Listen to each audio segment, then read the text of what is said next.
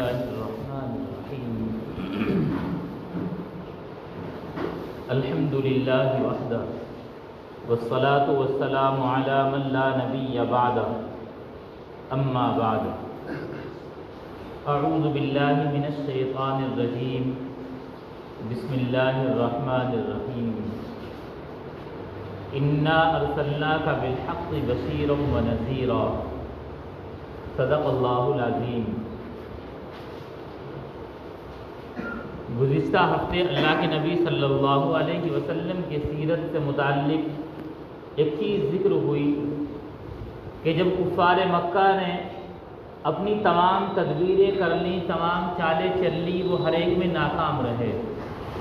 مسلمانوں پر ظلم و ستم کی انتہا، اللہ کے نبی صلی اللہ علیہ وسلم کے متعلق بدزبانی کرنا، کبھی جادوگر، مجنون وغیرہ، یہ تمام چیزیں کہنا۔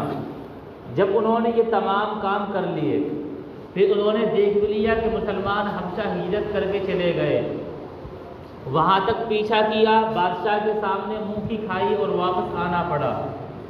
یہ تمام چیز، اور ادھر حضرت عمر اور حضرت حمزہ رضی اللہ عنہما جیسے بہادروں کا اسلام قبول کرنا، ایک طرف اللہ کے نبی صلی اللہ علیہ وسلم کو لالچ دینا، بہلانا، پھسلانا، ان تمام چیزوں میں جب وہ ناکام ہو گئے، اب انہوں نے رخ کیا یہود کے علماء کا کہ ان سے جائیں اور کچھ ایسے سوالات پوچھ کر آئیں جو کہ کسی زمانے میں بہت پہلے ہو چکے ہوں، پھر ان سوالوں کا جواب اللہ کے نبی صلی اللہ علیہ وسلم سے مانگے۔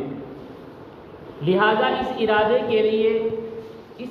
اس مقصد کو پورا کرنے کے لیے ان کے چند لوگ یہود کے علماء سے ملنے گئے۔ ان علماء سے ملاقات کرنے کے بعد آپ صلی اللہ علیہ وسلم کی کچھ باتیں ذکر کی اور یہ کہا کہ تم ہمیں ایسی کچھ باتیں بتلاؤ، ایسے کچھ سوال بتلاؤ جو ہم ان سے کر سکیں۔ چنانچہ یہود کے علماء نے 3 سوال بتلائے اور یہ کہا کہ اگر وہ ان سوالوں کے جواب دے دیں پھر تو وہ نبی ہیں، اور اگر جواب نہ دے پائے تو وہ نبی نہیں ہیں۔ یہ لوگ وہ سوال سیکھ کر آئے، اللہ کے نبی صلی اللہ علیہ وسلم سے سوال آ کر کیے۔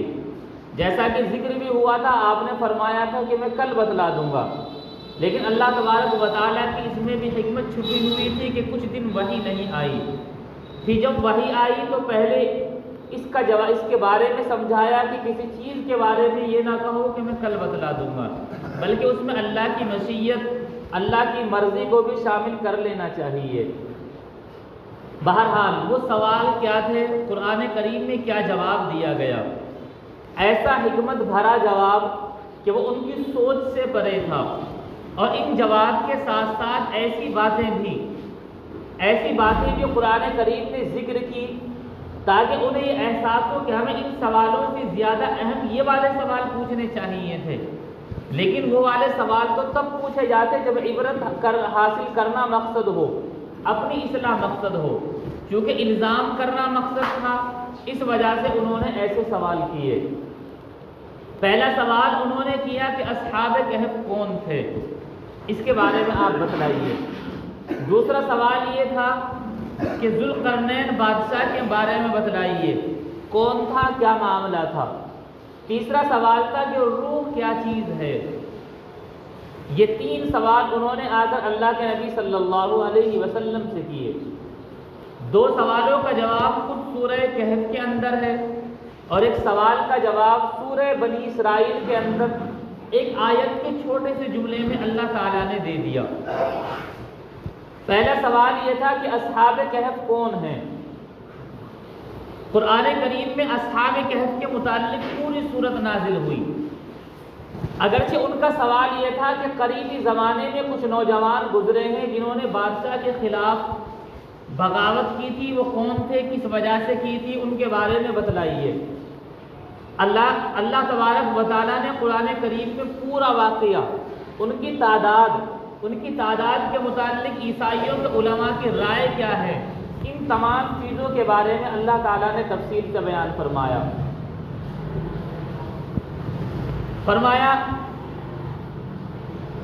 کہ ہم نحن نقص علیک نبأہم بالحق، ہم تمہارے سامنے ایک واقعہ اور ایک قصہ بالکل ٹھیک ٹھیک بیان کرتے ہیں۔ انہم فطیۃ آمنوا بربہم وزدناہم ہدی۔ سب سے پہلے ان نوجوانوں کے بارے میں یہ سمجھیے کہ وہ کچھ نوجوان تھے جو اللہ تعالیٰ پر ایمان رکھتے تھے، اور ہم نے انہیں مزید ہدایت عطا فرمائی۔ وربطنا علی قلوبہم، وہ نوجوان ایسے تھے کہ ہم نے آپس میں ان کے دل جوڑ دیے تھے، ایک دوسرے سے ان کا لگاؤ تھا، ان کے نظریات، ان کی سوچ فکر، توحید اور یقین سے متعلق ان سب کا نظریہ ایک تھا۔ اور اذ قاموا کہ وہ بادشاہ کے خلاف کھڑے ہو گئے، فقالوا ربنا رب السماوات والارض، چونکہ وہ زمانہ حضرت عیسیٰ علیہ السلام سے پہلے کا زمانہ تھا، اس وقت کا بادشاہ خود کو خدا کہلواتا تھا، اپنے آپ کو معبود مانتا تھا۔ یہ نوجوان وہ تھے جو بادشاہ کے خاص وزیر تھے، اس کے خاص خدمتگار تھے، لیکن بادشاہ کی اس چیز سے نفرت کرتے تھے۔ جب اس بات کی حد ہو گئی تو یہ بادشاہ کے خلاف کھڑے ہو گئے اور کہنے لگے ربنا رب السماوات والارض، ہمارا رب تو نہیں ہے، ہمارا رب تو وہ ہے جو آسمان اور زمینوں کا رب ہے۔ اللہ نے سب پہلے ان کے ایمان کو ذکر کیا، یعنی بادشاہ کے خلاف بغاوت کی وجہ بیان کی کہ اصل وجہ تو ایمان تھا۔ انہوں نے بادشاہ کو معبود نہ مان کر اللہ تعالیٰ کو معبود حقیقی مانا، اپنا رب مانا۔ پھر یہ وہاں سے نکل کھڑے ہوئے، راستے میں جاتے ہوئے ان کا ایک دوست اور ملا جو دوسروں کی بکریاں چرایا کرتا تھا، اس کے ساتھ ایک کتا بھی تھا۔ بکریاں تو واپس چھوڑ دی لیکن وہ ان کے ساتھ ہو لیا، وہ کتا بھی ان کے ساتھ ساتھ چلا، انہوں نے اس کو لوٹانا چاہا، واپس کرنا چاہا، واپس نہیں آیا، ان کے ساتھ چلا۔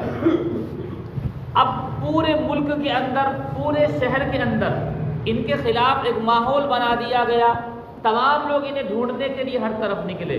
انہیں اس بات کا احساس تھا کہ اگر ہم پکڑے گئے تو یقیناً بڑی عبرتناک موت مارے جائیں گے، چونکہ ہم بادشاہ کے خاص آدمی، جب ہم نے بغاوت کی تو ہماری بغاوت کا بڑا اثر، اس وجہ سے پورے ملک میں چھان بین شروع ہوئی۔ اللہ تبارک و تعالیٰ نے ان کے ذہن میں بات ڈالی اور انہوں نے پہاڑ کی ایک غار میں پناہ لی۔ چنانچہ ڈھونڈنے والے ڈھونڈتے گئے اور یہ کسی کو نہیں ملے، اس غار تک کوئی نہ پہنچ سکا۔ اللہ نے غار کی کچھ کیفیات ان کے بیان کی، وَتَحْسَبُهُمْ أَيْقَاظًا وَهُمْ رُقُودٌ، وہ غار کے اندر گئے اور جا کر سو گئے، جبکہ دیکھنے والا انہیں ایسا سمجھتا تھا کہ شاید یہ بیدار ہیں۔ وَنُقَلِّبُهُمْ ذَاتَ الْيَمِينِ وَذَاتَ الشِّمَالِ، انہیں نیند بھی آئی، اور ایک آگے چلنے کے بعد ذکر ہے وَلَبِثُوا فِي كَهْفِهِمْ 300 سِنِينَ وَازْدَادُوا 9، وہ 309 سال تک اس غار میں سوتے رہے۔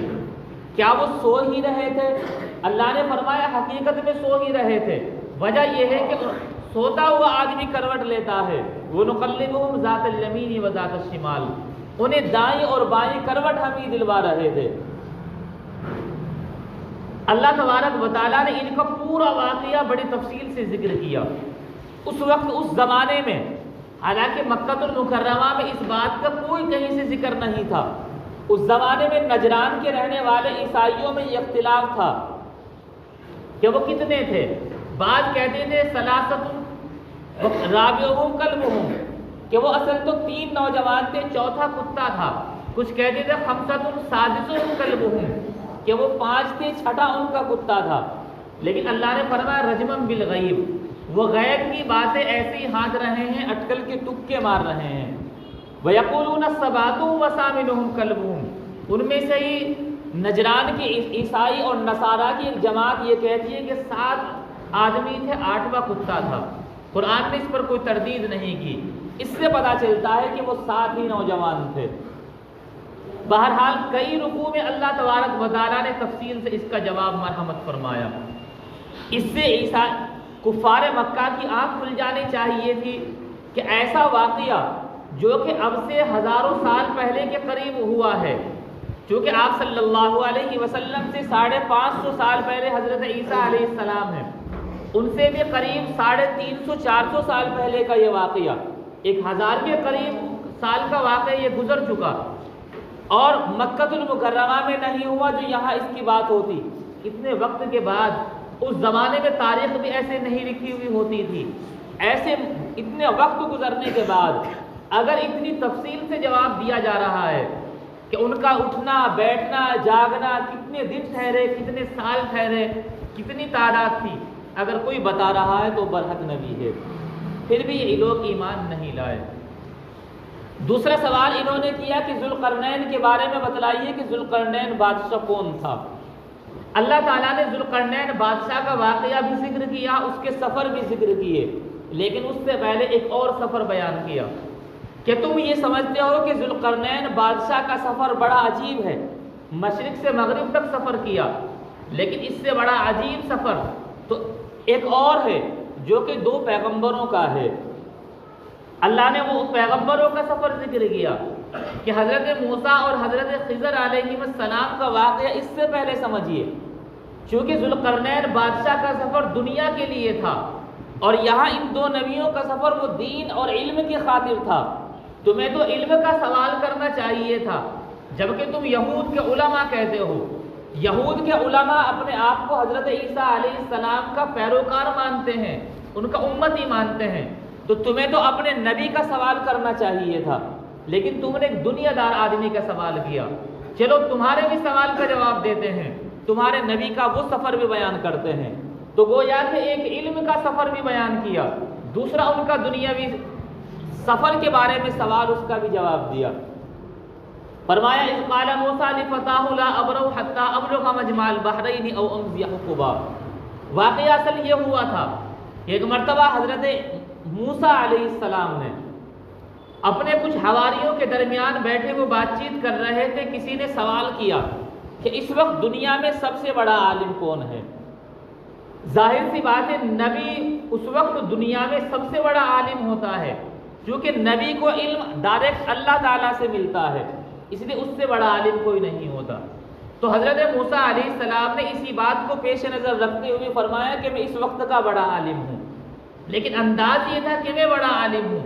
تو اللہ تبارک و تعالیٰ نے وحی بھیجی اور یہ کہا کہ جہاں 2 سمندر ایک ساتھ ملتے ہیں وہاں چلے جاؤ، وہاں تم سے بھی بڑا عالم پڑا ہوا ہے۔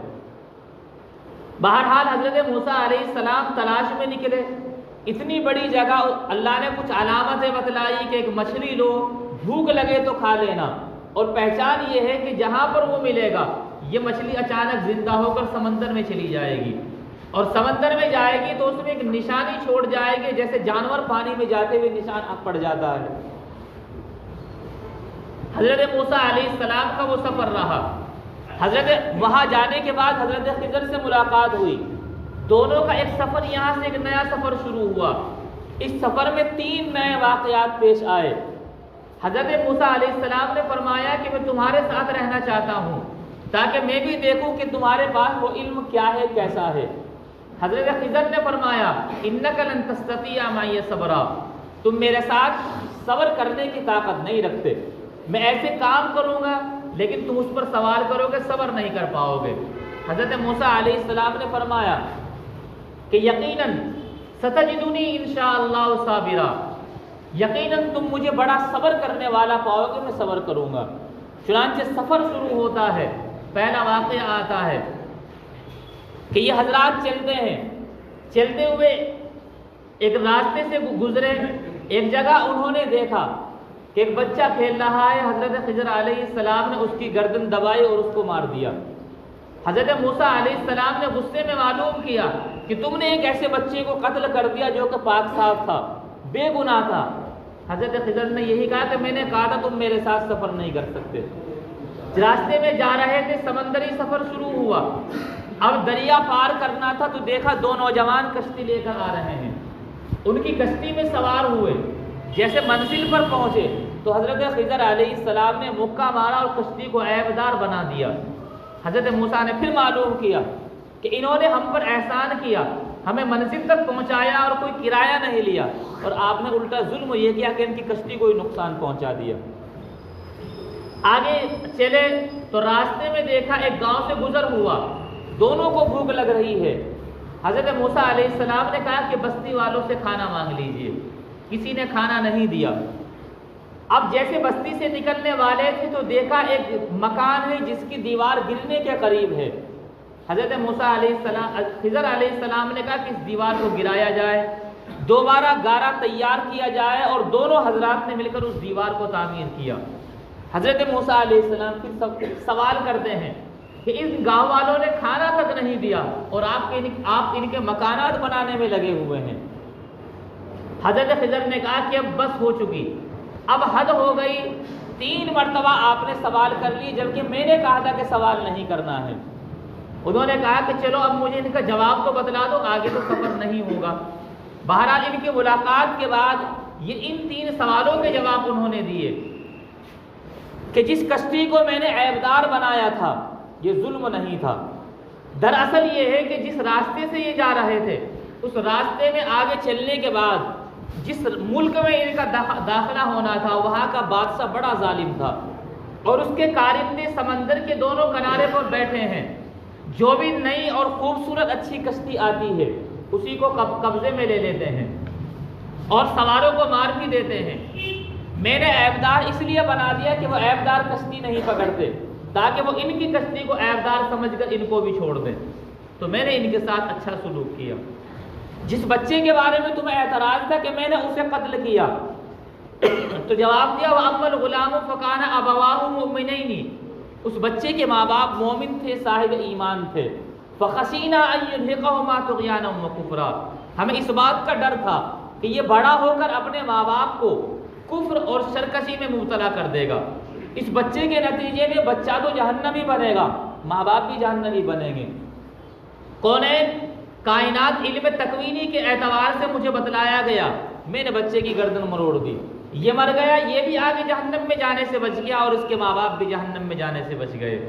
میں نے احسان کیا ہے، نقصان نہیں کیا۔ جس دیوار کے بارے میں تمہیں اعتراض تھا کہ وہ دیوار ہم نے تعمیر کی، دراصل اس کے بارے میں وَأَمَّا الْجِدَارُ فَكَانَ لِغُلَامَيْنِ يَتِيمَيْنِ فِي الْمَدِينَةِ وَكَانَ تَحْتَهُ كَنْزٌ لَهُمَا وَكَانَ أَبُوهُمَا صَالِحًا، وہ دیوار اس شہر کے 2 یتیم بچوں کی تھی، ان کے سر پر ماں باپ کا سایہ نہیں تھا، وہ ابھی بالغ بھی نہیں تھے، معصوم تھے، اور اس دیوار کے نیچے ان کا خزانہ تھا، اگر دیوار گر جاتی تو گاؤں کے لوگ خزانہ لوٹ لیتے، بچے یتیم کے یتیم رہ جاتے۔ اللہ نے، اور ایک خاص بات یہ رہی کہ ان کے ماں باپ میں اوپر ابوا، ان کے ماں باپ میں کوئی نیک رہا ہے، اس کی نیکی کا اثر اور فائدہ ان کی اولاد تک کو پہنچ رہا ہے۔